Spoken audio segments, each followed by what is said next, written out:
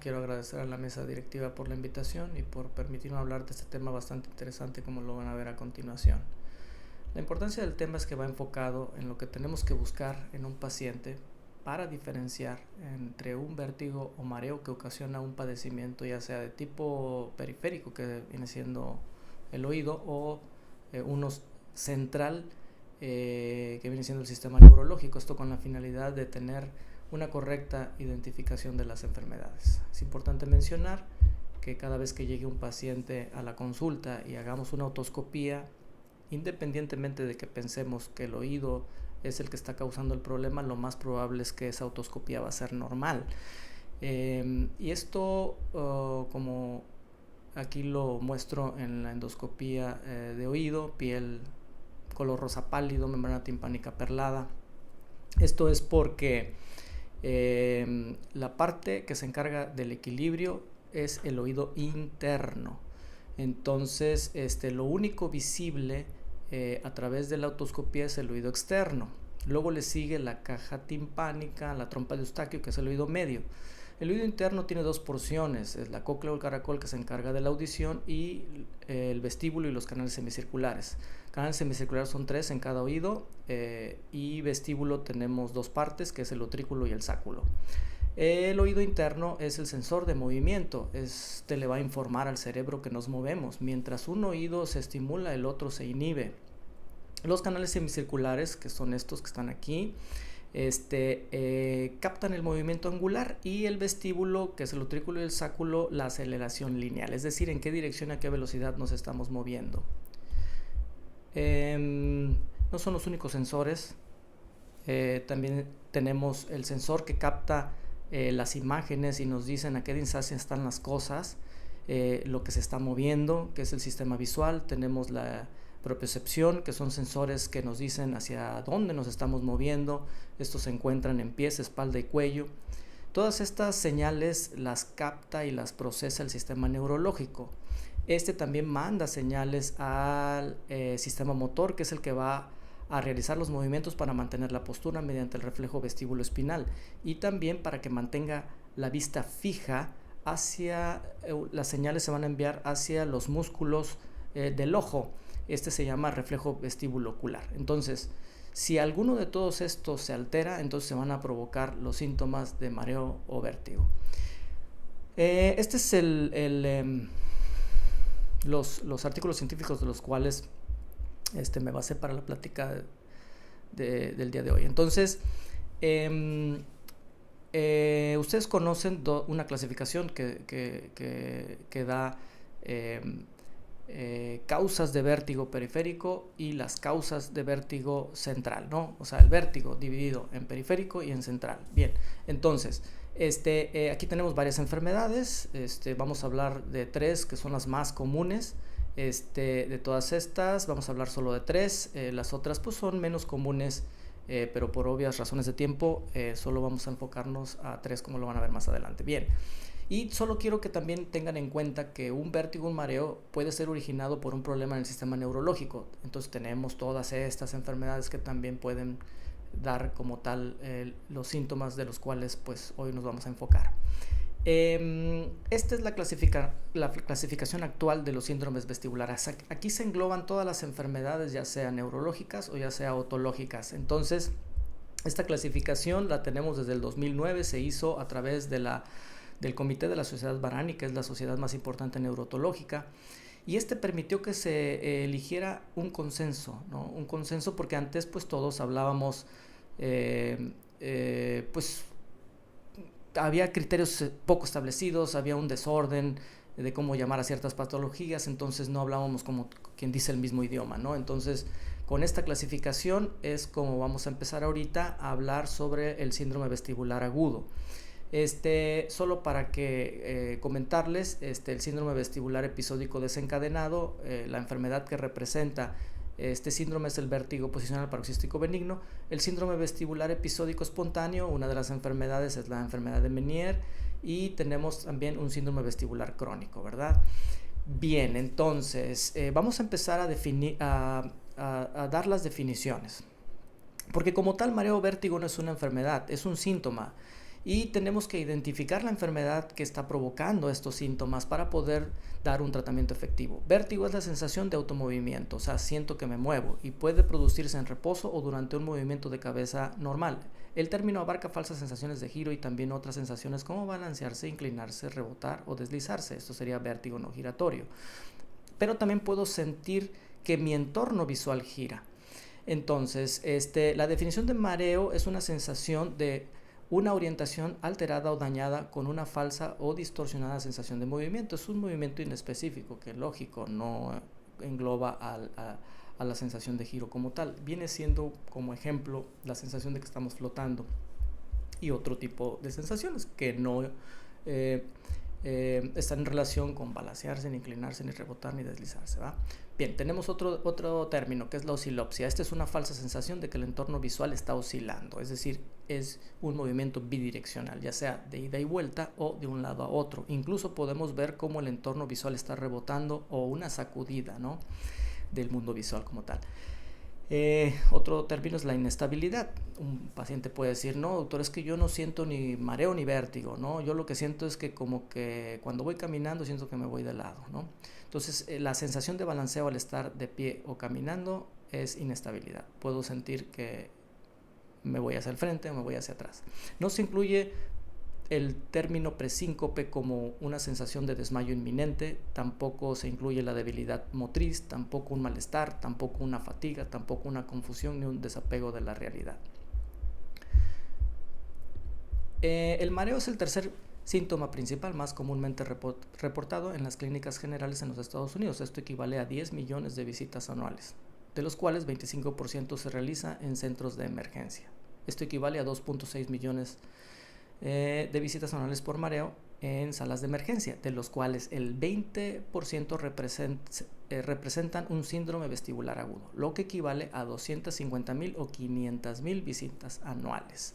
¿Por qué es importante el síndrome vestibular? Porque es el clásico paciente que inicia de manera súbita con vértigo, náusea, vómito, incapacidad para caminar. Lo más probable es que sea un problema de oído, pero existe una posibilidad de que pueda ser un problema de tipo central y puede comprometer la vida de un paciente. Entonces, el 35% de los síndromes vestibulares agudos son de origen central. Datos de alarma, por ejemplo, que tenemos que buscar para saber que es una cuestión de tipo central es la dolor de cabeza, cervicalgia, ataxia y la presencia de signos neurológicos como dismetrías, que es la falta de coordinación de movimientos, disartria, que es la problemática para articular las palabras, la incapacidad para articular las palabras, la disfagia, que es la dificultad para pasar los alimentos, la diplopia, que es la visión doble, y dizziness, bueno, es mareo en inglés, ¿no? Entonces, el síndrome vestibular agudo, pues es un paciente que tiene un vértigo persistente de inicio súbito asociado a náusea, vómito, y se debe de buscar nistagmos. Ahora, este paciente puede tener o no disminución de la audición y normalmente hay ausencia de signos neurológicos focales, pero independientemente de que no haya signos neurológicos no significa que no pueda ser un problema de tipo central. La mayoría de estos tiene un origen benigno, presumiblemente viral, denominado neuronitis vestibular. Sin embargo, existen causas centrales, particularmente el accidente isquémico cerebral o cerebeloso, que pueden simular un cuadro periférico, el cual se le ha denominado pseudoneuronitis. Entre los principales factores de riesgo tenemos el sexo masculino, la edad avanzada, la hipertensión arterial, la dislipidemia, el tabaquismo, el sedentarismo, la diabetes, la obesidad, las coronopatías o las enfermedades neoplásicas. Entonces, como el grado de error es bastante alto, ¿qué quiere decir? Que pues 1 de cada 3 pacientes que llega con vértigo a una sala de emergencias debido a un EBC va a ser enviado a casa con el diagnóstico de un problema de oído, y esto con el riesgo de que su vida corra peligro. Entonces, desde el 2009, el doctor Jorge Cata y Newman Tucker propusieron una técnica para identificar 3 signos clínicos. Entonces, esta exploración que tenemos que hacer debe de ir encaminada para buscar estos signos clínicos. Entonces, HINS es el examen vestíbulo oculocefálico, que se da en 3 pasos. HI es Head Impulse, o sea, impulso cefálico, N de nistagmus y TS de test de Skew. La resonancia magnética tiene hasta 50% de falsos negativos en las primeras 48 horas. Por eso es importante hacer estas pruebas, porque independientemente de que yo tome una resonancia magnética, probablemente pueda yo no encontrar ningún signo al momento de solicitarla, ¿verdad? Entonces, estas pruebas nos pueden ayudar mucho más. Se denomina Hins peligroso cuando el paciente presenta uno o más de los siguientes hallazgos: la prueba de impulso cefálico negativa, nistagmus con características centrales, y el test de Skew positivo, que tiene una sensibilidad del 100% y una especificidad del 90% en la detección de accidentes cerebrovasculares. Se denomina Hins plus la suma a lo anterior, hipoacusia. Entonces, si tenemos esos 3 puntos o esos 3 test positivos, y le sumamos hipoacusia, podemos alcanzar una especificidad del 97%. Vamos a ver primero entonces la prueba de Head Impulse Test o como tal prueba de impulso cefálico. Vamos a solicitarle al paciente, nos vamos a poner enfrente de él, vamos a solicitarle al paciente que nos vea la nariz. Entonces, que no pierda de vista nuestra nariz. Entonces vamos a girar su cabeza rápidamente 20 grados, ya sea a la derecha o a la izquierda, y luego regresamos a la línea media. Esto lo vamos a hacer varias veces. Lo normal es que los ojos mantengan la mirada fija en la nariz. Si los ojos presentan una sacada correctiva, ¿no?, o una sacudida de acomodación, es un HIT positivo, lo que traduce a una disfunción del sistema vestibular. Vamos a ver entonces aquí. Entonces giramos 20 grados hacia un lado, no perdemos de vista los ojos para ver esta sacada correctiva. Entonces vamos a ver qué es lo que tenemos que encontrar. Entonces vamos a girar la cabeza a la derecha, vemos que los ojos no tienen esa sacada, pero si giramos a la izquierda del paciente, ahí encontramos la sacada correctiva. Lo vamos a ver otra vez para que ustedes sepan qué es lo que vamos a buscar. Es una prueba muy sencilla que en consultorio se hace rápidamente. Entonces, ahí está esa sacada. Bien. ¿Qué buscamos también? Nistagmus. Le vamos a pedir al paciente que vea nuestro dedo y vamos a ir pasando el dedo enfrente de él de un lado a otro para que siga nuestro dedo, y entonces vamos a encontrar estos movimientos. El nistagmus es un movimiento del ojo involuntario que se acompaña de un movimiento rápido y uno lento, ¿no? Si encontramos cambios de dirección de ese movimiento, ya sea le pido al paciente que vea a la derecha y se va a la derecha, y que siga mi dedo a la izquierda y se va el nistagmus a la izquierda, y si le pido, o más bien que siga mi dedo hacia arriba y se va hacia arriba el nistagmus, entonces es de características centrales. Entonces ahí vamos a tener que descartar alguna enfermedad de tipo neurológico, como aquí, miren. Entonces hay un nistagmus a la izquierda del paciente, luego a la derecha del paciente, ¿sí? Y luego le vamos a pedir que vea hacia arriba y también se va hacia arriba. Ahí está, se va hacia arriba. Entonces vamos a seguir con el video para que ustedes sigan viendo. Entonces ahí va, izquierda del paciente, derecha del paciente y hacia arriba. Entonces esto es un nistagmus de tipo central, esto no es un problema de oído. Bien, y el test de Skew es que vamos a pedirle al paciente igual que vea nuestro punta de la nariz, vamos a ocluir uno de los ojos, ¿no?, y 3 segundos y luego lo destapamos, ¿no?, ocluyendo el contralateral. Entonces, en el caso de evidenciarse una desalineación en el plano vertical, el test se considera positivo para patología central. Vamos a ver entonces un ejemplo. Quiero que vean el ojo derecho del paciente. Entonces vean cómo se ve hacia arriba. Ahí estaba hacia arriba, el izquierdo hacia abajo y se regresa a la posición central. Arriba y el izquierdo, ya no. Pero bueno, vamos a verlo de nuevo. El derecho hacia arriba. Entonces esto es una desviación vertical, eso no es un problema periférico. Bien. Y también tenemos que buscar de alguna manera si escucha bien un paciente. Escucha el diapasón aquí. Con un diapasón de 512 Hz. Sí. Ahí sí lo escucha. Escucha el diapasón acá. no. Y del otro lado no. Entonces eso también tenemos que identificarlo en el consultorio. Entonces ya entendemos que solo la exploración de meter una lamparita en el oído, eso probablemente no encontremos nada, pero tenemos que buscar estas pruebas para ver si son positivas o negativas e incluso ver si el paciente tiene alguna pérdida auditiva. Bien. Los trastornos del equilibrio impactan sobre la calidad de vida de los pacientes, por eso es importante ayudarles a mejorar sus síntomas. Y esto porque hay un riesgo en producirle caídas, ¿no? Y un deterioro en la realización de las actividades cotidianas. Si a eso le agregamos que también algunos pacientes empiezan a tener inseguridad, miedo, angustia y ansiedad, pues imagínense, entonces sí tenemos que ayudarles. Vamos a iniciar con el vértigo posicional paroxístico benigno. Este es un tema que di en febrero 27 en el 2020 en el Colegio de Otología y Neurotología. El vértigo posicional paroxístico benigno es la enfermedad vestibular más frecuente. Eso quiere decir que dentro de las enfermedades de oídos es la más común, incluso en general. Entonces, de los 10 millones de visitas por año por mareo, del 17 al 42% puede ser vértigo posicional paroxístico benigno. Hay una prevalencia del 2.4% de la población mundial.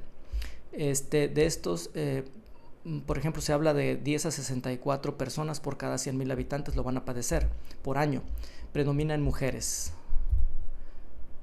Solo para que se dé una idea, de junio del 2019 a junio del 2020 vi 112 pacientes.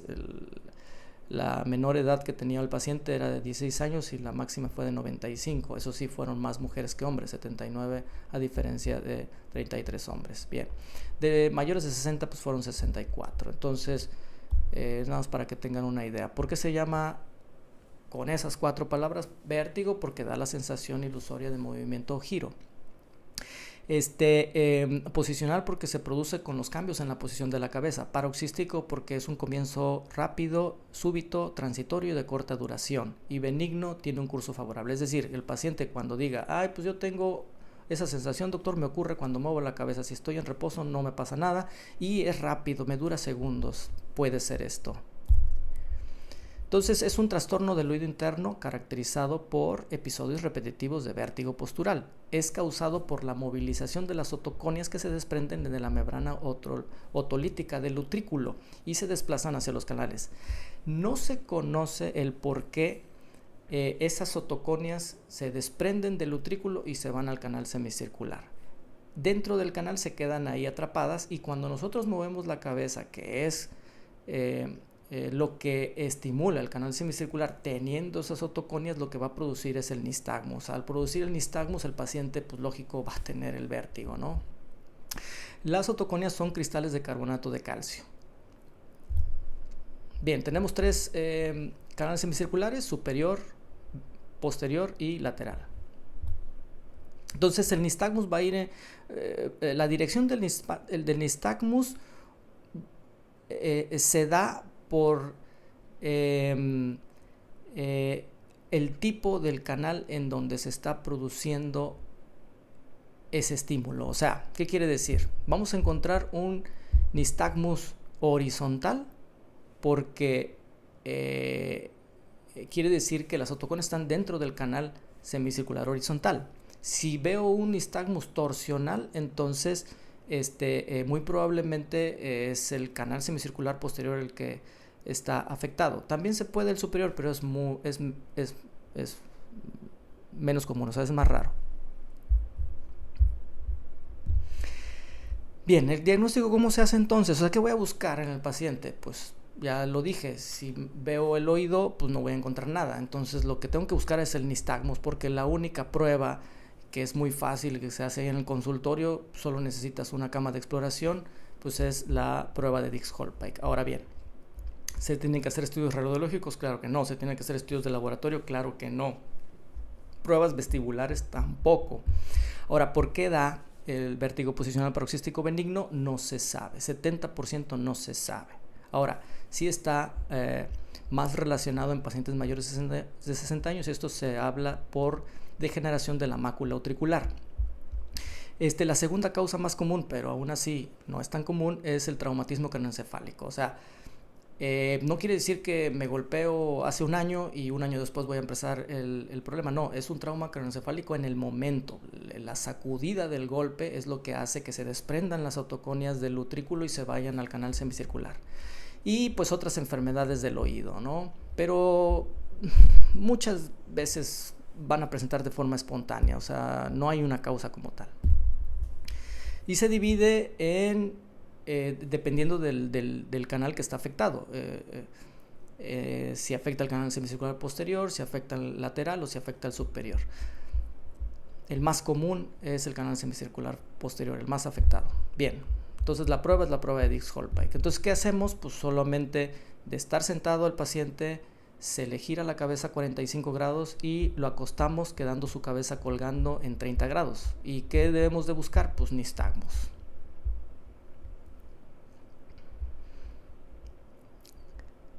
Entonces automáticamente se va a desencadenar ese nistagmus. Si hay nistagmus, la prueba es positiva. No podemos dar el diagnóstico de vértigo posicional sin hacer esta prueba. O sea, tengo que saber que el paciente tiene nistagmus para poder decir entonces que se trata de un vértigo posicional paroxístico benigno.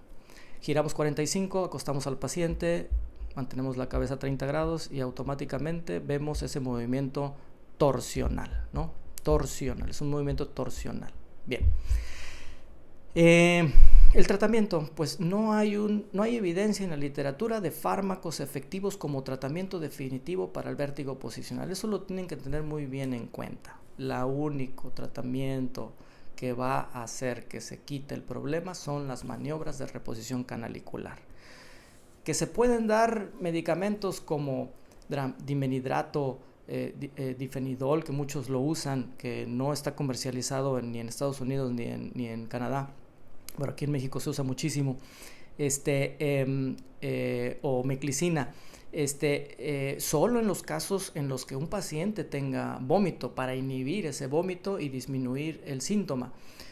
Pero si el paciente no tiene nada de eso, no hay por qué dar de forma rutinaria ese tipo de medicamentos. Es hacer automáticamente la maniobra de reposición canalicular. Entonces, si ustedes lo detectan, es importante enviarlo con un otorrino para que realice estas maniobras. Tenemos dos maniobras, maniobra de Epley y maniobra de Semont. La que más hacemos es maniobra de Epley y en el dado caso de que no pueda funcionar, hacemos Semont. El 90% tienen de éxito ambas maniobras. Ahora, ahí dice de 1 a 3. Aquí se refiere a que yo puedo hacer en una sesión un número indeterminado de maniobras. Yo normalmente hago las maniobras hasta que dejo de ver el nistagmus. En el momento en el que dejo de ver el nistagmus, después de realizar la maniobra de reposición, vuelvo a hacerla. Y si ya no veo, hasta ahí paro. Pero puedo hacer en una sesión 2, 3. O incluso más, pues, dependiendo de lo que necesite el paciente. Pero a lo que va esto es de 1 a 3 maniobras, se refiere al número de sesiones en el día. O sea, yo puedo hacerle una prueba a un paciente, una maniobra a un paciente, un martes. Y yo normalmente lo cito hacia el otro martes. Si vuelvo a hacer la prueba de Dix-Hallpike y encuentro nistagmus, vuelvo a hacer maniobras terapéuticas. Si ya no encuentro nistagmus, quiere decir que el problema ya está solucionado y no hay más que hacer. Pero se refiere a una sesión, a 2 sesiones o a 3 sesiones, el 90% de éxito. Entonces, esta es la maniobra de Epley. Nos ayudamos con la fuerza de gravedad y la posición de la cabeza para que saquemos las otoconias del canal y las regresemos al utrículo. La maniobra de Semont es una maniobra que se ayuda de la inercia del movimiento, por eso tiene que ser rápida al realizarla. El segundo canal más afectado es el canal semicircular lateral. Aquí se van a dar cuenta de algo diferente. El tipo de nistagmus es diferente al del canal semicircular posterior. No es torsional, es horizontal. La prueba diagnóstica es la prueba de Pagnini-McClure o de Roll Test, que es acostar al paciente, girar la cabeza hacia un lado o girar la cabeza hacia el otro, como lo vamos a ver a continuación. Si ustedes ven, tiene una angulación de 30 grados, no está totalmente acostada la cabeza.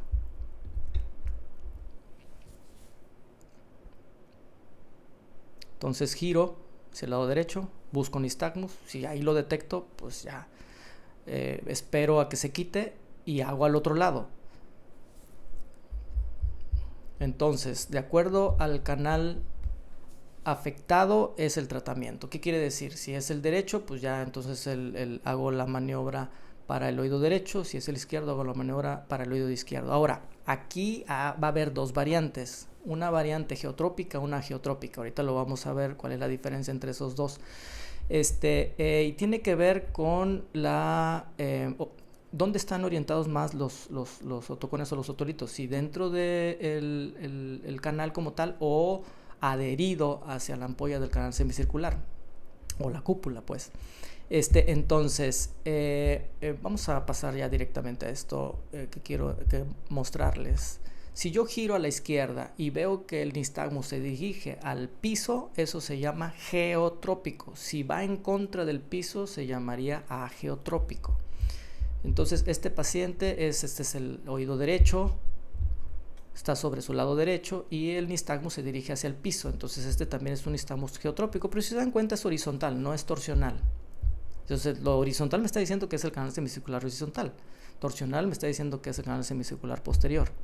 Entonces, el tratamiento, aquí hay varios. Por eso es importante identificar qué canal es el afectado para que yo pueda hacer la maniobra de reposición. Aquí hay todas estas maniobras. Yo normalmente la que más uso es Guffoni.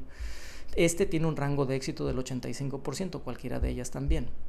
Pero aquí es más difícil porque les digo, aquí hay que ver si es geotrópico o si es ageotrópico, ¿no? Bien, entonces, el vértigo posicional paroxístico benigno puede recuperarse de manera espontánea y esto se debe a que las otoconias, que son cristales de carbonato de calcio, se pueden disolver y de manera espontánea se quita todo el problema, pero se habla de un 20% un mes después de iniciados los síntomas o hasta 50% en un periodo de 3 meses. No nos vamos a esperar a que suceda esto. Tengo que, si ya detecto el problema, resolverlo. ¿Por qué? Porque hay riesgo de caída, porque el paciente puede tener angustia, ansiedad, y puede recurrir en el 25% de los casos en los primeros 6 a 12 meses. ¿Qué quiere decir? Yo agarro, doy el tratamiento, curo el problema, puede recurrir en cada uno de cada 4 pacientes, ¿no? A los 6 a 12 meses. Bien. ¿Qué hacemos después de hacer la maniobra? Les pedimos que no se muevan sobre el lado afectado, que duerman semisentados. Lo de ponerse un collarín yo ya no lo uso, porque el collarín es para problemas de cervicales. Ellos pues, no tienen problemas de cervicales. Luego se malinterpreta y con cualquier mareo se empiezan a poner el collarín y eso no es bueno tampoco. Independientemente también porque no han demostrado un aumento en la eficacia que justifique la recomendación. Los ejercicios de Brandarov que yo veo que a muchos se los dan y sin ser vértigo posicional paroxístico benigno, no son ejercicios para resolver un problema. Si el paciente no se puede curar con las maniobras de reposición, se dan estos ejercicios de habituación para que el paciente se habitúe al movimiento, aún teniendo el problema, y esperar a ver si tiene la resolución espontánea mediante que se disuelvan las otoconias o los otolitos. Entonces no nos vamos a esperar eso. Yo no llego tanto a utilizar estos ejercicios, la verdad en 2 años nunca los he utilizado. Y la rehabilitación vestibular es una opción, pero una vez resuelto el problema, no es un tratamiento que se deba de hacer cuando ya diagnostico el vértigo posicional. No, el vértigo posicional, la única curación es mediante maniobras de reposición. Estos son los ejercicios de Brandarov que les digo, no hay que confundirlo con el de Semont, es diferente. Si un paciente no tiene mejoría, su problema no es curable, sigue teniendo el problema, le afecta su calidad de vida, existe el tratamiento quirúrgico. En 12 años yo no he tenido que decirle a un paciente que necesite un tratamiento quirúrgico, ¿verdad? Vamos a hablar de neuronitis vestibular. Esta es la segunda causa más común de vértigo periférico. Su etiología es desconocida, pero puede atribuirse al virus del herpes simple tipo 1, al virus del herpes zóster, al virus de la gripa. Y hay otras cuestiones que podrían también ser causantes, pero en realidad no se sabe. 3.5 individuos por cada 100.000 habitantes es la prevalencia. No hay predominio en sexos y hay 2 picos. Pacientes entre 20 y 30 años y pacientes entre 50 y 60 años, y es unilateral. Pues ¿qué es lo que se afecta? Se afecta y se inflama el nervio vestibular. Es una inflamación del nervio vestibular. Como vimos en el síndrome vestibular agudo, pues es el clásico paciente con vértigo violento, de comienzo brusco, asociado a náusea y vómitos. Y aquí no hay síntomas auditivos. ¿Qué quiere decir? No tienen ni zumbidos ni pérdidas auditivas, y mucho menos signos neurológicos. El diagnóstico es totalmente clínico. ¿Qué vemos también aquí? Nistagmos. Ya les dije, ver la otoscopía, ver el conducto, no nos va a decir absolutamente nada. Siempre hay que buscar si tiene nistagmos, ¿no? Y esta enfermedad clásicamente lo presenta. La evolución puede durar de semanas a meses, o sea, es importante también decir al paciente, yo lo veo, si lo veo en los primeros días y tiene náusea o vómito, mando frenadores laberínticos y después hay que hacer ejercicios de rehabilitación. Pero siempre es importante especificarles, esto no se va a quitar de un día para otro, tarda y tarda. Acabo de dar de alta un paciente joven de 21, 22 años que tardó casi 2 meses en resolverse el problema. Y puede evolucionar a vértigo posicional paroxístico benigno. Hay que descartar causas neurológicas, como ya lo habíamos dicho. Entonces, es importante mencionar que los sedantes o frenadores laberínticos solo se deben de utilizar corto tiempo, no más de 3 a 5 días, no más. Se quita el vómito y eso es todo. Aquí se dan, aquí pueden dar, si ustedes quieren, el dimenhidrato, pueden dar o dramamine, meclicina o difenidol, pero les vuelvo a comentar, el difenidol aquí en México es muy común. En Estados Unidos no es comercializado, ni en Canadá por sus efectos secundarios, ¿no? Entonces, hay que dar corticosteroides para desinflamar ese nervio, y ya una vez que pueda el paciente hacer ejercicios, hay que mandarle a hacer ejercicios de rehabilitación vestibular. Entonces, ¿qué buscamos? Nistagmos, como yo les digo.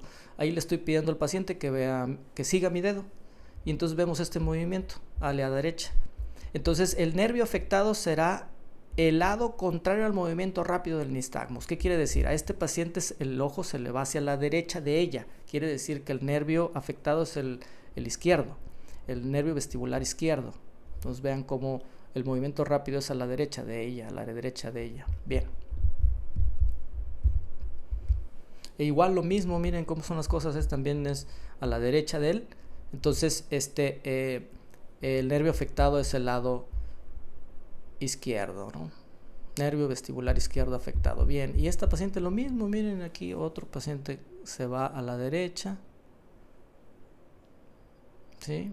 Entonces es un nistagmos horizontal, unidireccional porque es a la derecha. Acuérdense, si es multidireccional es problema neurológico. La enfermedad de Meniere.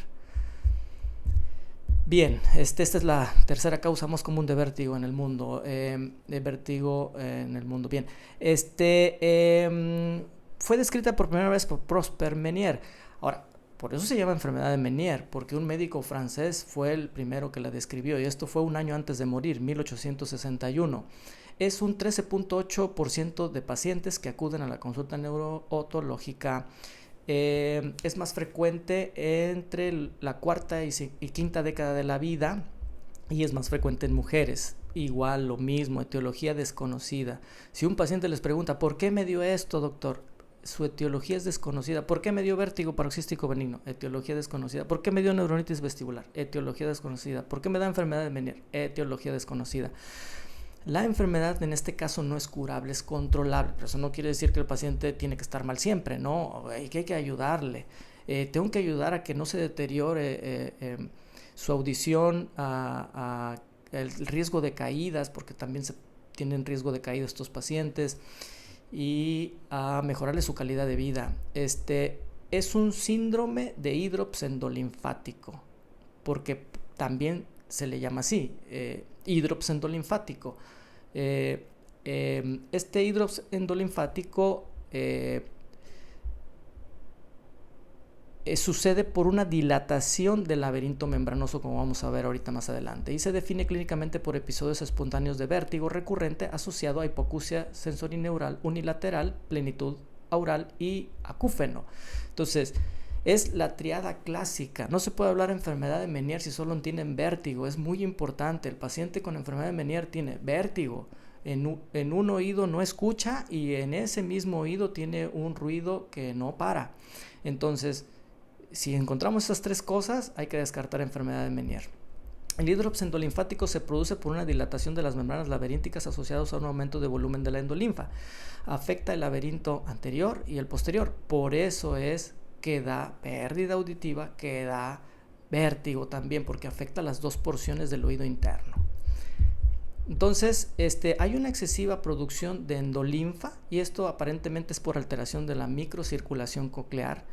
Luego hay una falla en la reabsorción de la endolinfa por estenosis del acueducto vestibular. Entonces, al dilatarse, debemos de entender que el conducto coclear tiene endolinfa y también tenemos la otra sustancia que es la perilinfa, ¿no? Son ambas diferentes. La endolinfa es rica en potasio y la perilinfa es rica en sodio. Entonces va a haber una ruptura de las membranas que ocasionará una mezcla de ambas sustancias, de la endolinfa y la perilinfa. Y esto va entonces a provocar una alteración en la producción electrolítica del epitelio sensorineural. Ahora, después de que existe esta ruptura, hay una cicatrización. Por eso el vértigo puede durar de 2 hasta 12 horas. Al momento de que exista la cicatrización, entonces todo va a regresar a la normalidad en cuanto a los líquidos del oído interno. Por eso es que un paciente puede estar mal y luego puede estar bien. Entonces, pero estos crisis hay que evitar que se sigan dando porque al rato otra vez vuelven a tener una crisis vertiginosa y entre más crisis vertiginosa va a haber más deterioro de la audición y eso es lo que hay que cuidar mucho. Entonces, esta es la definición o los criterios diagnósticos de los criterios de Varani para la enfermedad de Meniere. Se llama la enfermedad de Meniere definida cuando hay 2 o más episodios de vértigo espontáneo de duración entre 20 minutos y 12 horas. Hipoacusia sensorineural documentadas por una audiometría, plenitud aural, tinnitus y no se puede explicar por otro diagnóstico vestibular. O sea, ya hicimos otras pruebas y no encontramos ninguna otra enfermedad. Y probable es que solo hay más de 2 episodios de vértigo espontáneo con plenitud aural y tinnitus y sin ser explicado por otro diagnóstico. Probable porque ahí no he hecho todavía la audiometría, pero si ya tengo la audiometría y encuentro que hay hipoacusia en graves o en frecuencias medias, entonces ahí automáticamente se hace el diagnóstico. Entonces el diagnóstico es clínico también. El diagnóstico tengo que encontrar la disminución de la audición y hacer una audiometría. ¿Por qué electrococulografía no? Porque la electrococulografía solo sale normal si hay una enfermedad activa y normalmente cuando el paciente está muy mal pues no se puede ni mover, ¿no? Entonces normalmente ya cuando llegan con nosotros pues ya llegan menos sintomáticos y cuando los mandamos a hacer la electrococulografía pues ya no tienen síntomas y entonces ahí no sale nada. Entonces la audiometría es la principal. Entonces aquí vemos pérdidas en graves, ¿sí? Pérdidas en graves. Lo normal es que escuchemos por arriba de 20 decibeles. Entonces imagínense, más de 60 es pérdida severa. Por eso si ponemos aquí un diapasón de 500 Hz ya no lo va a percibir. Por eso yo siempre les digo, si usted no escucha este diapasón es porque mínimo tiene pérdida severa de su audición.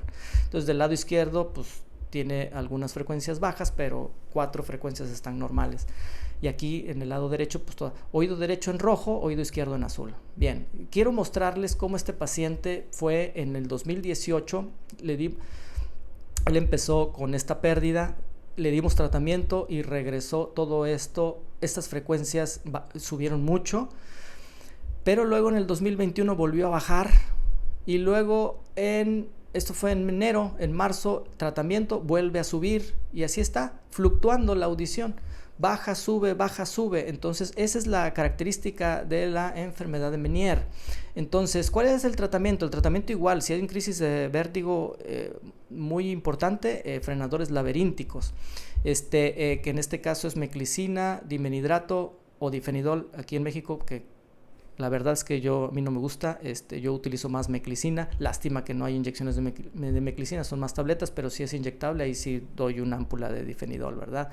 Disminuyo el vómito y el síntoma y no más, o sea, 3 a 5 días no más. Hay que restringir la dieta porque acuérdense que estamos hablando de una excesiva producción de endolinfa, lo que origina una hipertensión endolinfática, ¿verdad? Entonces hay que dar también diuréticos. Entonces Hay que restringir la sal, el café y el alcohol. Diuréticos como acetazolamida, que es un inhibidor de la anhidrasa carbónica, y la hidroclorotiazida, que es un diurético tiazídico. También podemos dar betahistina. La betahistina es la que más se encarga de disminuir los síntomas en enfermedad de Meniere. O sea, donde está más indicado que cualquier otra enfermedad es en enfermedad de Meniere la betahistina. Y esto es por la alteración de la microcirculación coclear, ¿no? Y los corticosteroides para regresar función auditiva. Si no ayuda nada de esto, entonces nos vamos con terapia intratimpánica con corticosteroides, o si no ayuda, terapia intratimpánica con aminoglucósidos. Y si no hay mejoría con todo esto, entonces ya se va con la cirugía, ya sea del saco endolinfático o la neurectomía. La que conserva más audición es la cirugía del saco endolinfático. Aquí el problema de la cirugía es que podemos tener pérdida de audición. El riesgo también con la terapia intratimpánica con aminoglucósidos, como es la gentamicina, es un ototóxico, entonces podemos bajar más la audición. Entonces, pues para terminar nada más, es cuando solicitar una resonancia magnética de cráneo. En pacientes mayores de 65 años con vértigo aislado espontáneo prolongado, en un paciente que tenga factores de riesgos y vértigo aislado y un HIT normal.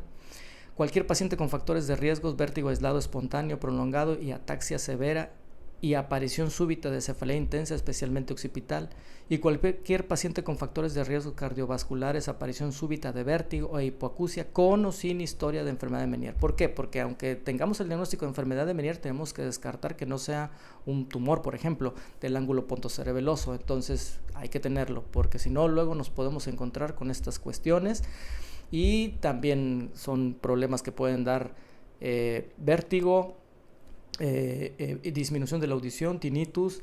Entonces estos son un neurinoma del acústico con un tamaño bastante importante, que ya tiene hidrocefalia y compresión del tallo aquí. O también, bueno, pues podemos encontrar eventos vasculares cerebrales, ¿no? Entonces, y una atrofia cerebral importante, bueno, que nos dan datos neurológicos. Pues por mi parte es todo. Les agradezco su atención.